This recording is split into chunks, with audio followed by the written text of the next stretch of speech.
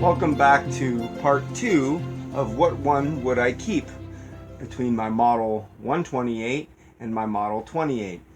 Now you guys, if you've watched the first part of this video, you'll already know enough about these machines. So let me get started on letting you know I'm going to just do a run with the stitch knob set at the longest length. So we'll compare what machine has a longer stitch, or see if there is any difference between the two machines on a longer stitch. And then once we're done that, I'll let you guys know out of the two machines, if I could only keep one, what one would I keep.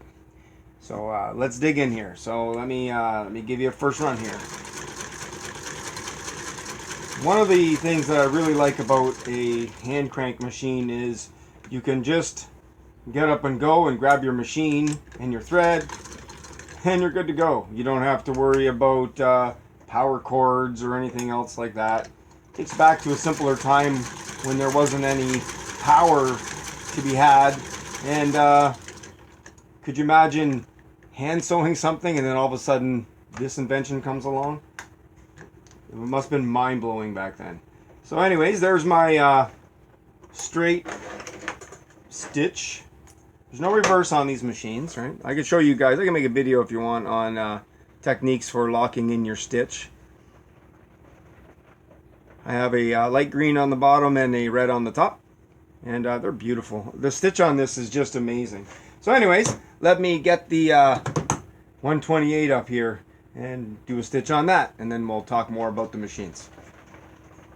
Okay guys, here we are at the 128, and one of the things I forgot to mention on the bobbin winder, we obviously seen when I winded the bobbin, I did it on the 28 hand crank. They're both the same style of bobbin winder. They are different, but they both work the same. Like the thread would come from down here, hook into this little tab here, go up through this fork here and onto the bobbin, and they're both spring loaded right there. Only difference is you push this one in to engage the hand wheel here, whereas the other one engages down there. But I just want to let you guys know they both thread the same, and they both have the same type of bobbin winder. Just instead of coming down here, it goes up to the upper part. All right. So just wanted to get that out of the way. So let's run some stitch on this machine.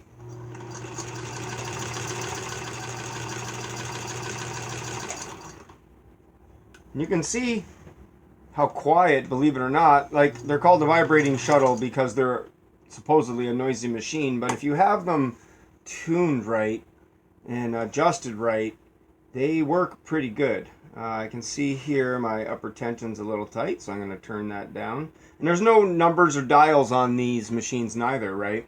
They're just you just basically set your knob and keep an eye on your stitch when you're doing your work to balance everything. So it's not like you have your other machines where you have the 1 to 9 number. These machines don't have that. So keep that in mind, guys. Same with the stitch length. You can run pretty quick with these machines. The stitch length knob, there's no numbers or anything on that. Once you set your stitch, you're set, right? So there we are. We have both these machines. Bang my camera there. Sorry, guys. We have both machines set at their longest stitch, and from what I'm looking at here, they look to be the same length of stitch. I flipped this one over so I knew which one was what, but now I got the red both on both sides. But yeah, they seem to be the same length. Maybe a bit longer on this machine. Yeah, I think they may be just a tiny bit longer, but I mean, the threads are, let me show you here. Here I'm looking at them and I'm not showing you guys. What am I doing? There you go. You can see that there. This is a white thread. This is a green thread. So it looks like it's a way shorter stitch, but you're seeing the where it's punched through there. But yeah, no, they're beautiful, both of them. So anyways, there you are. There's the, I just turned that light off because it started blinding to me. There's the 128, and in the background you can see the 28 there. So do you guys want to know which one I would pick?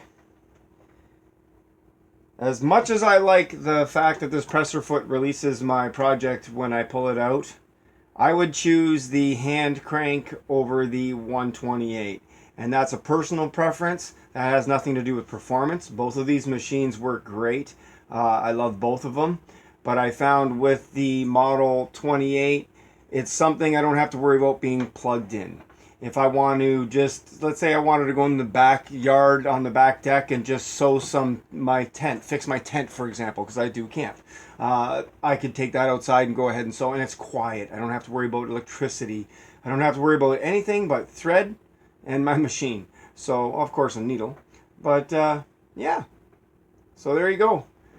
I would pick this machine over here. But I'm going to tell you something.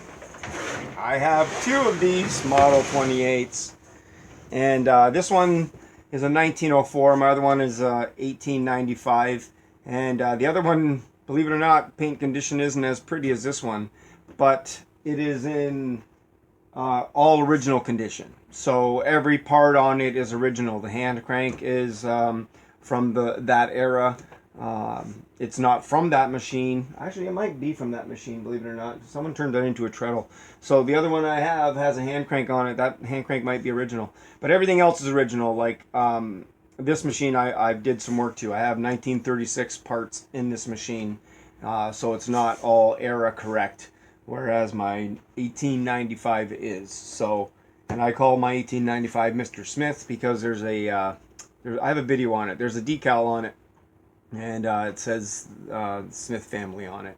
So it's one of the reasons why I didn't repaint it. I was going to paint it, but I was like, I just can't. So I would keep my hand crank Model 28 over a electric Model 28. But that's my personal preference, guys. Don't let that be yours, because I'll tell you right now, this machine here runs great. It's a nice quiet machine. It never disappoints. Every time I run it, I have it on the shelves, and I sometimes wonder why I have it, and then I run it and I realize it runs very smooth. It's very good machine, believe it or not. These vibrating shuttles are very good machines. I never, when I first got into collecting, I was looking at 15 class machines. I wasn't looking at any of these other ones, but so here you go, Model 28. That's the one I choose. Leave a comment down below, guys. Let me know what one you would choose out of the two, and maybe the reason why you would. Anyways, thanks for watching this, guys, and stay tuned. I have another video coming up soon. I'm going to do a little series called What One Would I Keep? And bring you guys along, and you can tell me which one you want to keep. Anyways, stay safe, guys, and take care.